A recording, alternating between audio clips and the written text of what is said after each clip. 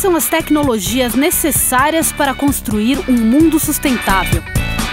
Quais são os efeitos da revolução tecnológica pela qual estamos passando? Você está pronto para fazer um plano?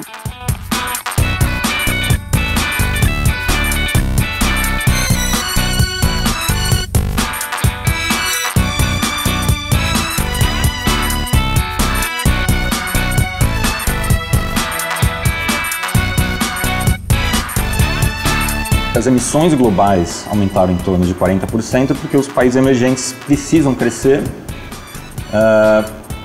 Quando você cresce economicamente, você gasta mais energia e se essa matriz não é limpa, você emite mais. Vai entrar naquele assim, clássico embate de economia versus meio ambiente. Eu acho que a economia, ela só passou a liberar mesmo esse discurso de meio ambiente quando ela viu que ela tinha atingido um limite. O que a gente pode pensar é que tipo de crescimento e em que setores de crescimento. Por exemplo, na Green Economy, né, que está muito sendo falado no norte da Europa, né, vale a pena estar olhando o que eles estão falando ali, porque significa transformações, modernização, inserção de tecnologias verdes, lá que eles estão chamando, e também de tecnologias sociais, em ramos, em setores, né, que estão condizentes com esse novo projeto. O Brasil está muito bem posicionado quando a gente se compara aos demais países, porque no caso brasileiro, a nossa matriz energética ela é muito limpa. Grande parte da nossa eletricidade é gerada a partir de fonte hidráulica. A gente não queima tanto combustível fóssil para gerar energia elétrica como o resto do mundo. Também tem o programa do álcool. E o nosso etanol, ele é muito interessante comparado também com álcool de outros países. O próprio bagaço da cana gera energia para fazer rodar a destilaria e tal. Então isso tudo faz com que a gente tenha realmente um perfil diferenciado em relação ao resto do mundo em termos de emissão.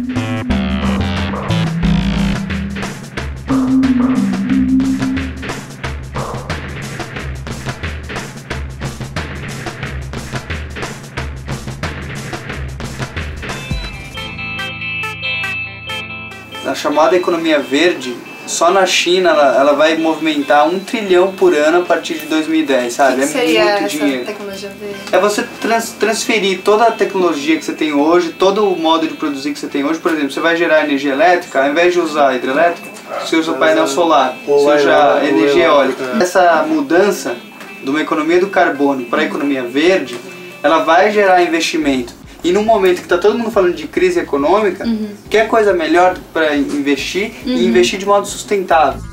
A complementação dessas fontes alternativas são muito importantes para o Brasil, que é a forma da gente continuar com uma matriz com índice de renovabilidade elevado, que é como a gente está hoje, e tendo uma oferta maior de energia. Então, eu acho que a gente precisa aumentar o nosso parque de energia eólica, que o Brasil ainda é pequeno, é tímido. O uso de energia solar deveria ser também mais difundido, mas o uso de energia solar fotovoltaica, por exemplo, que ainda é muito caro, mas para alguns lugares remotos pode ser interessante, porque o custo de você fazer chegar a eletricidade em determinados locais, às vezes compensa você ter um painel fotovoltaico nessas regiões mais remotas. E aí nós viemos para o desafio de trabalhar em regiões onde não há nenhuma infraestrutura, não há energia elétrica convencional e também não tem telefone. Então é um grau de isolamento bastante radical. E aí nós fomos estudar as possibilidades de conexão e de alimentação com energias limpas. O projeto, então, se baseia em geração de energia a partir de placas solares. São computadores portáteis que têm extensões com teclados próprios para diminuir o custo de manutenção e um forte trabalho de capacitação. Os telecentros, como eu disse, de modo geral também estão muito próximos às rádios comunitárias, essas rádios, como a gente falou antes, rádio poste, e são também veículos de disseminação de cultura que eles conseguem encontrar na internet e também de informações que são pertinentes para o dia a dia do comunitário. E aí você fica sabendo bem o que é o cotidiano, as principais discussões, até as questões políticas em relação ao meio ambiente, à devastação, à exploração madeireira ilegal, clandestina, que são temas recorrentes aqui da nossa região. O Telecentro proporciona que se faça uma denúncia silenciosa aos atores que podem efetivamente ajudá-los, né? É maior o número de pessoas que avaliam se aquele imóvel é de madeira certificada ou não. A própria dieta alimentar, muitas pessoas estão mudando. Claro que isso tudo é lento, é um processo cultural, mas ao mesmo tempo, por ser cultural, tem muito mais a fundamentação.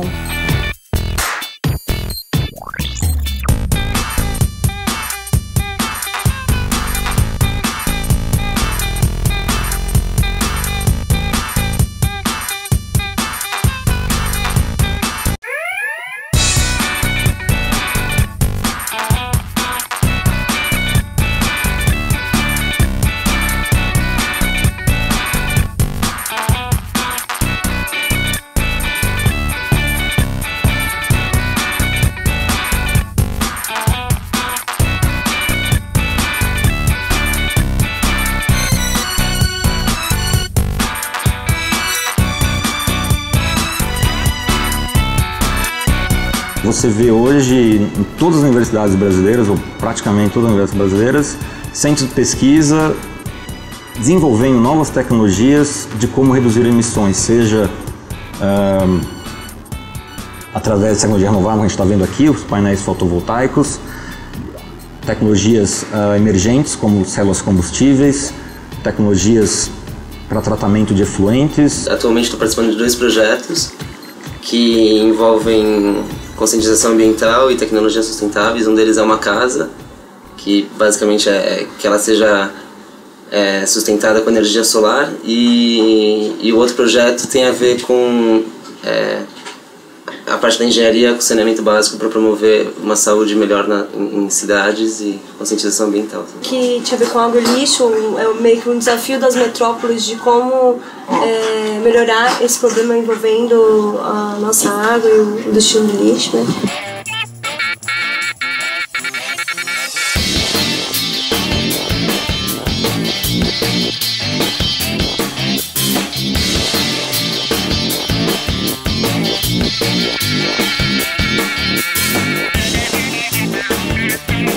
Hoje nós temos tecnologia para 10% do que uma pessoa produz seja efetivamente aterrado. Mas na composição do resíduo urbano aí, a gente tem em torno de 70% de orgânicos, que é o resto, né, de comida, etc., que poderia se transformar em adubo, ser compostado, e 30% de matéria reciclável, né, que poderia ser totalmente reaproveitado, reinserido na cadeia produtiva, evitando ir para os aterros que consomem espaço, evitando o maior uso de energia, porque quando uma matéria é produzida a partir de uma fibra virgem, né, no caso clássico, o consumo de energia é muito maior, né? Então você tem um potencial enorme aí de reaproveitamento desse material. E a sociedade não consegue enxergar isso, ela entende que isso é lixo.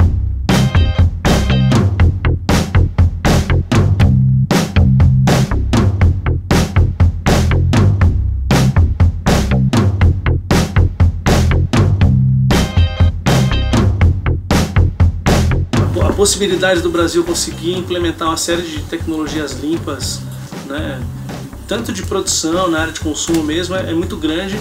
É uma briga que o governo tem que comprar de fato.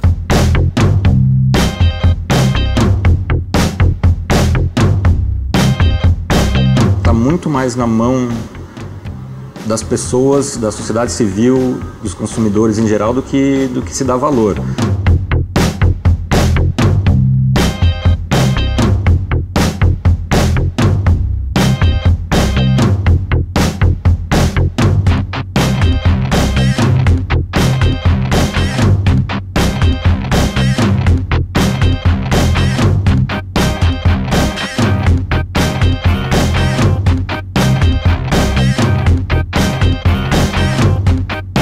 começou-se um movimento nas empresas, principalmente das grandes capitais, de chegar na produção e na utilização zero de papel. Principalmente com o avanço tecnológico, a maior parte das empresas chegou-se a ter um selo que o camarada imprimia nas suas marcas e coisa e tal, de uso zero de papel. Hoje não se ouve mais falar nisso. É uma ideia genial, realmente com a era da informática e cada vez mais móvel e menor. Você não precisa mais do papel.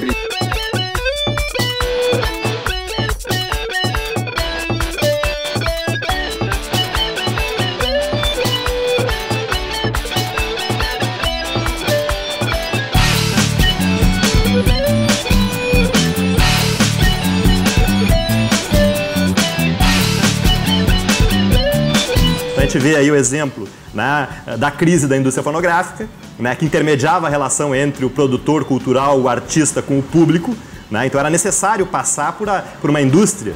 A era da internet, essa intermediação ela é desnecessária, né, porque o produtor cultural junto com o artista pode produzir um conteúdo de qualidade, seja música ou um livro, né, e esse produto está disponível diretamente na rede, né, não tem um processo industrial fabril, extração de matéria-prima, poluição do meio ambiente.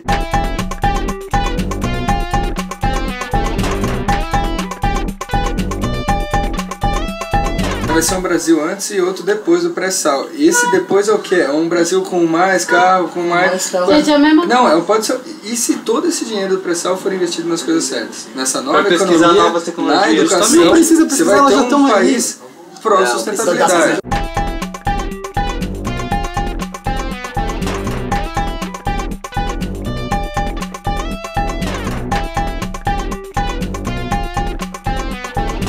Uma economia de baixo carbono é melhor para a economia, então a esperança é que os nossos políticos consigam promover o óleo e o gás que está vindo do pré-sal sem atrapalhar o desenvolvimento das energias renováveis.